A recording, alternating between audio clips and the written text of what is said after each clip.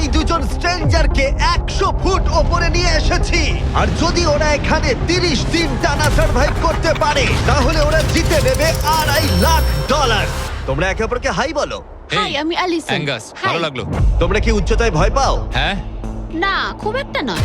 আমার বুকটা মনে হচ্ছে খুলে বেরিয়ে যাবে। আমার মনে হয় এটা বলার দরকার নেই। যদি তোমরা পড়ে যাও তাহলে অবশ্যই হেরে যাবে। আমি এখন নিচে যাচ্ছি, মনে রাখবে পড়ে গেলে কিন্তু হেরে যাবে। হ্যাঁ, ঠিক আছে। আমি প্রতিদিন এটা নিয়ে ভাববো।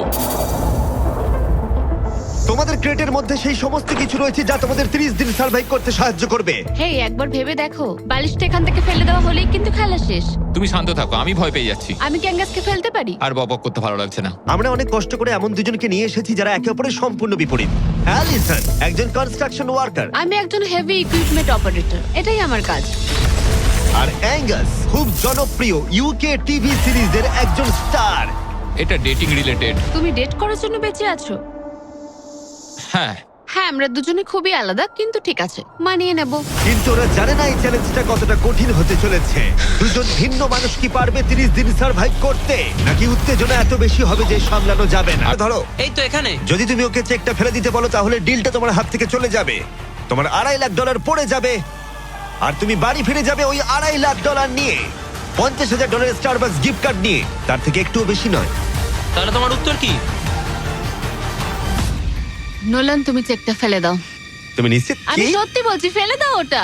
ফেলে দিলাম তাহলে। ঠিক আছে, ওই যে $2.5 লাখ চেকটা নিচে পড়ে যাচ্ছে। তার মানে তুমি অফিসিয়ালি জিতে গেছো ওখানে রাখা $2.5 লাখ। কনগ্রাচুলেশন। কিন্তু আমরা সবাই জানতে চাই, ও কি ওখানে গিয়ে ফিরে আসতে পারতো? আমি যেন পড়ে যাই। মনে হচ্ছে ও পেরে যাবে। এটা এমনি করা হচ্ছে যদি ও পেরে যায়। আমি ওকে কিচ্ছু দেবো না, শুধুমাত্র ওই অর্থটাই পাবে। ওর কাছে ব্যাপারটা সহজ মনে হচ্ছে। ও মাই গড। ও ও ও তুমি পারবে।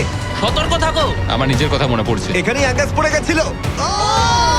আমি খুব ভালো Oh my সিদ্ধান্ত নিয়েছি, খুব ভালো সিদ্ধান্ত। ও খুবই লাকি যে ও আমার অফারটা নিল না। তার কারণ হলো আমি আমার ইগোকে সরিয়ে রেখেছি, না হলে আমি আজ হেরে যেতাম।